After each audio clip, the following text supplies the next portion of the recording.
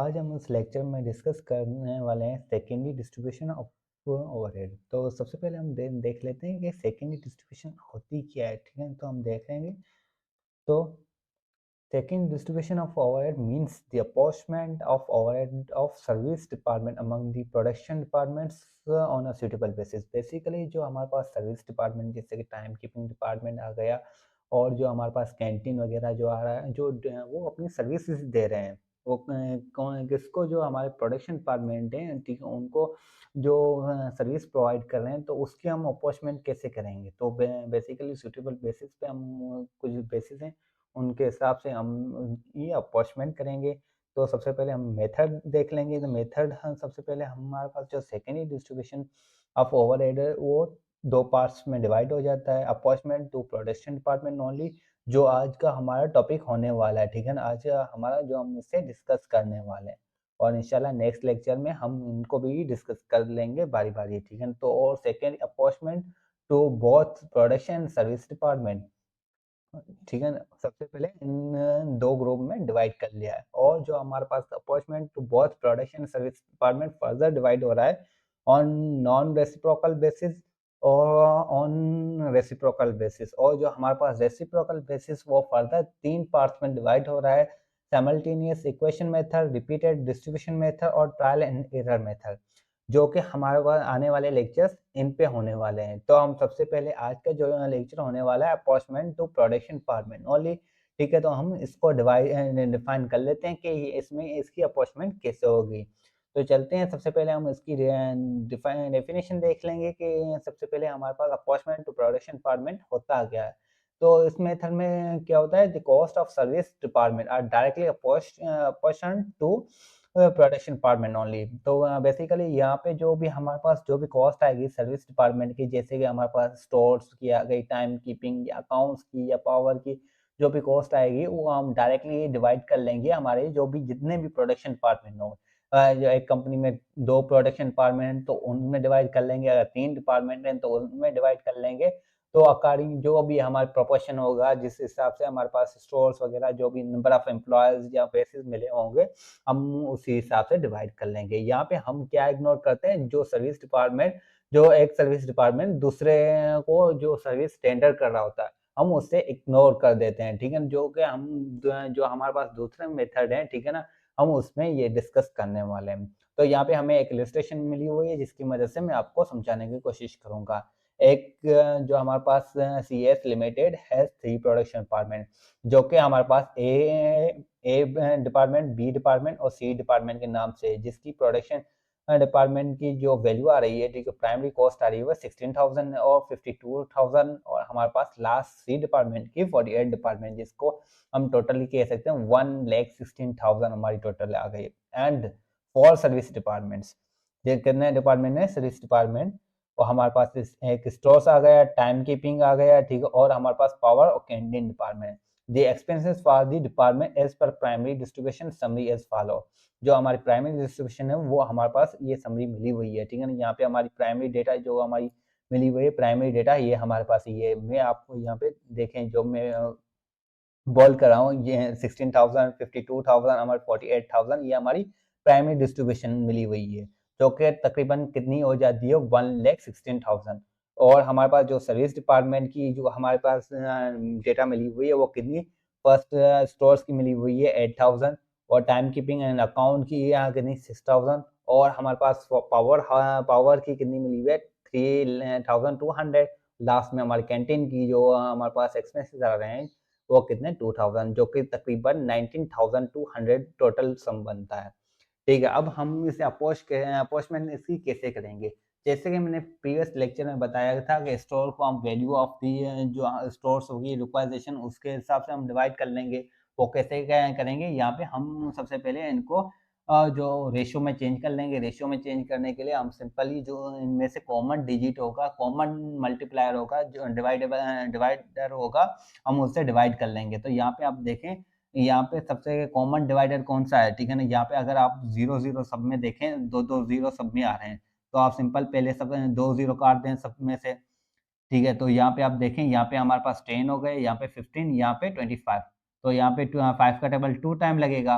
यहाँ पे कितनी बार 3 टाइम लगेगा और यहाँ पे 5 टाइम लगेगा। तो इनका रेशियो क्या होगा 5:3:2, ठीक है। जो हमारे वैल्यू ऑफ स्टोर्स का जो हमारे पास पावर स्टोर्स की जो हम बेसिस पे जो अपॉइंटमेंट करेंगे 8000 को हम किस रेशियो पे डिवाइड करेंगे 5:3:2 रेशियो से हम इसे डिवाइड कर लेंगे, क्योंकि हमारे पास 3 डिपार्टमेंट है।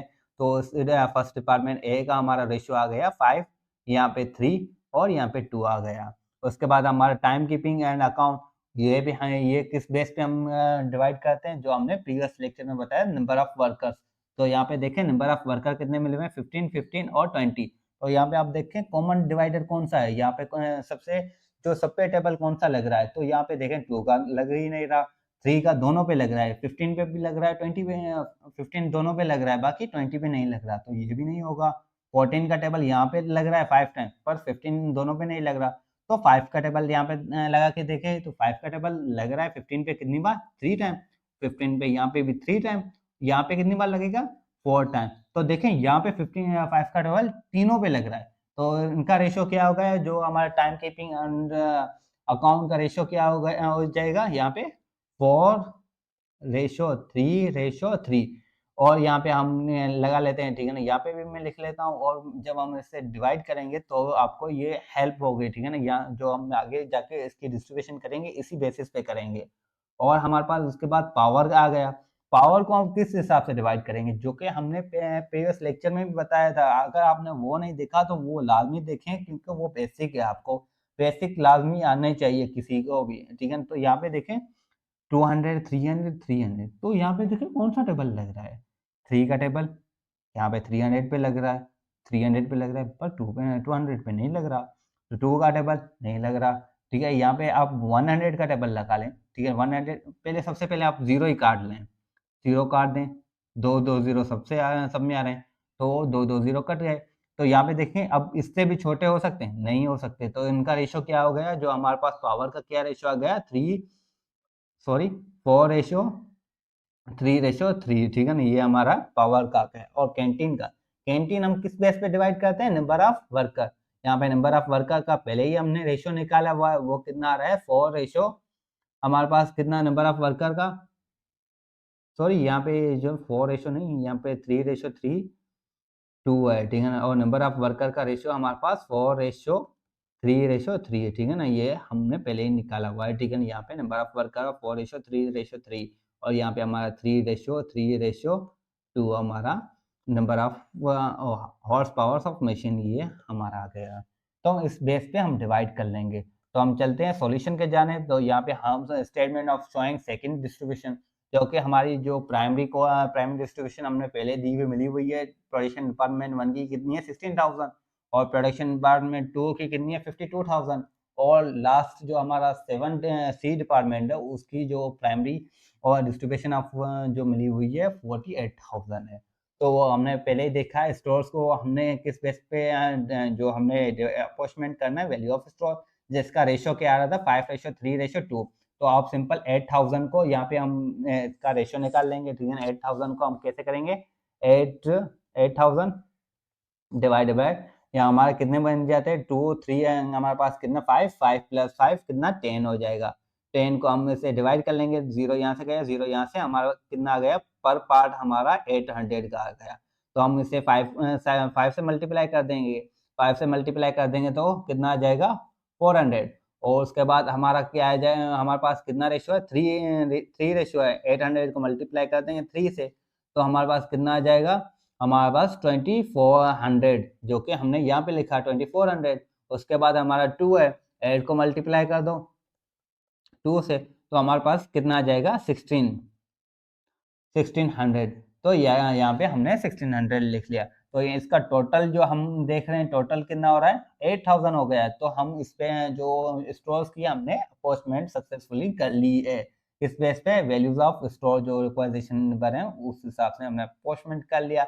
इसका रेशियो 5:3:2 आ गया, ठीक है, हमने इनका रेशियो निकाल लिया। अब इसके बाद हमारा टाइम कीपिंग जो हमारे पास सर्विस रेंडर कर रहा है प्रोडक्शन डिपार्टमेंट में, जो नंबर ऑफ वर्कर्स वो उसका रेशियो क्या आ रहा है 4:3:3।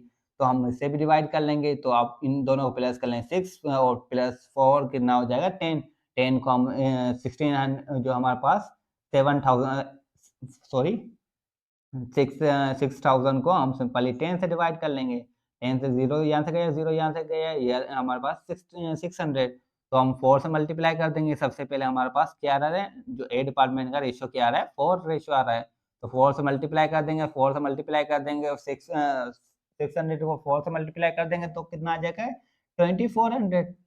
सिंपल है बिल्कुल, ठीक है। 2400 यहाँ पे हमने पुट कर ली है पहले ही, ठीक है ना। तो उसके बाद हमारा क्या आ रहा है, 8 जो हमारे पास 600 को फिर से मल्टीप्लाई करना है किस रेशियो से, हमारे पास जो प्रोडक्शन पार्ट में बी का रेशियो क्या है, 3 को हम मल्टीप्लाई कर देंगे तो हमारे पास 1800। उसके बाद भी हमारा 3 है तो हमारे पास 1800 ही आएगा, जो हमने यहाँ पे पुट किया है बी डिपार्टमेंट में, और सी डिपार्टमेंट में 1800 हमने पुट कर ली है। तो इसी तरीके से हम जो पावर का भी अप्रोचमेंट करेंगे, जो किस बेस पे, हॉर्स पावर ऑफ मशीन, जिसका रेशियो क्या है, 3:2। तो सिंपल यहाँ पे हमारी टोटल वैल्यू कितनी है, 3200। तो ये टोटल कितने बन जाते हैं, 8, ठीक है। 8 हम सबसे पहले 3200 को हम पार्ट्स में डिवाइड कर लेंगे, पर पार्ट की वैल्यू क्या है, तो हम देख लेंगे कितना, 8 से डिवाइड कर लेंगे। तो 8 का डबल यहाँ पे 1 टाइम, यहाँ पे कितनी बार लगेगा, 4 टाइम, तो ये क्या हो गया, 400, ठीक है। ये 400 आ गया हमारे पास, ठीक है। सिंपल 400 को हम सबसे पहले 4 से मल्टीप्लाई कर देंगे, सॉरी 3 से मल्टीप्लाई कर देंगे, 3, तो हमारे पास कितना आ जाएगा, 1200, जो कि हमने यहाँ पे वैल्यू पुट कर ली है 1200। उसके बाद हमारा फिर से 3 है, 400 को हम फिर से मल्टीप्लाई कर देंगे 3 से, तो हमारे पास 1200 ही आएगा। उसके बाद हम 400 को फिर से मल्टीप्लाई करेंगे 2 से, क्योंकि हमारे पास सी डिपार्टमेंट का रेशियो क्या आ रहा है, 2 है, ठीक है। तो यहाँ पे 800 आ जाएगा, जो कि हमने यहाँ पे पुट कर लिया है, और इनका टोटल सम हमारे पास 3200 आ रहा है, ठीक है। उसके बाद हमारा कैंटीन हम किस बेस पे डिवाइड कर लेंगे, नंबर ऑफ वर्कर, जैसे कि हमने पहले ही डिवाइड किया हुआ है। तो यहाँ पे 2000 है, 2000 को हम पार्ट्स में डिवाइड करेंगे, 2000 को कितने पार्ट में, 10 पार्ट में। तो 10 पार्ट में हम डिवाइड कर लेंगे, तो 0 यहाँ से गए, 0 यहाँ से, पर पार्ट कितना आ रहा है, 200। तो हमारे पास कितने number of worker C department, A department में कितने, 4, तो मल्टीप्लाई कर देंगे 4 से, 200 का मल्टीप्लाई कर दे 4 से तो 800 आ जाएगा, ठीक है। उसके बाद यहाँ 800 हमने यहाँ पे पुट कर लिया ए डिपार्टमेंट का। उसके बाद हमारा जो बी डिपार्टमेंट का कितना आ रहा है, 3 रेशियो है, ठीक है। 3 रेशियो है, 200 को हम सिंपली मल्टीप्लाई कर देंगे 3 से, तो हमारे पास 600 आ रहा है, और फिर से हम ऐसे ही तरीके से करेंगे तो हमारे पास 600 आ जाएगा। तो देखें यहाँ पे हमने अपॉइंटमेंट कर लिया। जो हमारे पास 4 सर्विस डिपार्टमेंट थे, जैसे स्टोर्स, टाइम कीपिंग और पावर और कैंटीन, ये हमने 4 जो भी डिपार्टमेंट, सर्विस डिपार्टमेंट था, उनको हमने प्रोडक्शन डिपार्टमेंट में जो भी उनकी कॉस्ट आ रही थी वो हमने अपॉइंटमेंट कर ली। तो हम देख लेंगे इसकी टोटल क्या आ रही है, टोटल कॉस्ट क्या हम कैलकुलेट कर लेंगे। तो हमारे पास जो टोटल कॉस्ट, हमारे टोटल वैल्यू की हमारी कॉस्ट आ रही है 1,79,200 हमारी टोटल आ रही है, ठीक है। सबसे पहले मैं इरेज कर लेता हूँ इस स्लाइड को, ताकि आपको बेटर अंडरस्टैंड हो, ठीक है। यहाँ पे आप देखें तो इसके 1,16,000, ठीक है। इसको प्लस कर लें 8,000, प्लस कर लें 6,000, 3,200, 2,000, तो उनका टोटल सम क्या बनेगा, 1,79,200, जो कि मैंने यहाँ पे लिखा। और पर डिपार्टमेंट की क्या आ रही है कॉस्ट, वो भी हम कैलकुलेट करेंगे। इसकी प्राइम कॉस्ट हमारी क्या क्या रही थी, 16,000, और हमारे पास स्टोर की कॉस्ट अप्रोक्सीमेट में अप्रोक्सीमेट बेसिस पे कितनी आ रही है, हमारी 4,000। उसके बाद हमारी टाइम कीपिंग की अप्रोक्सीमेट जो हमारी ओवरहेड आ रही है, जो प्रोडक्शन डिपार्टमेंट 1 में, ए में, तो 2400, उसके बाद 1200, उसके बाद 800, तो इसकी टोटल वैल्यू बन रही है 68,400, इसकी टोटल वैल्यू बन रही है। तो उसके बाद हमारे प्रोडक्शन डिपार्टमेंट बी की हम वैल्यू देख लेंगे। प्रोडक्शन की बी की वैल्यू हमारे पास कॉस्ट पर प्राइमरी डिस्ट्रीब्यूशन में हमारी आ रही है 52,000, ठीक है। और उसके बाद हमारी जो अपॉइंटमेंट जो हमने की है प्रोडक्शन सर्विस डिपार्टमेंट की, तो सबसे पहले हमारी स्टोर की वैल्यू आ रही है 2400, उसके बाद 1800, 1200, 600, तो उसकी टोटल अमाउंट बन रही है 58,000। उसके बाद सी डिपार्टमेंट की आप देख लें, 48,000 हमारे पास प्राइमरी जो डिस्ट्रीब्यूशन हमारे पास कॉस्ट थी। उसके बाद 1600, 1800, 800 और 600, तो इसका टोटल सम बन रहा है 52,800, जिसका टोटल हम इन तीनों का सम देख लें, तीनों का सम देख लेंगे 1,79,200 बन जाता है। ये था आज का लेक्चर। इंशाल्लाह फिर मिलेंगे नेक्स्ट लेक्चर में, इसके नेक्स्ट पार्ट में।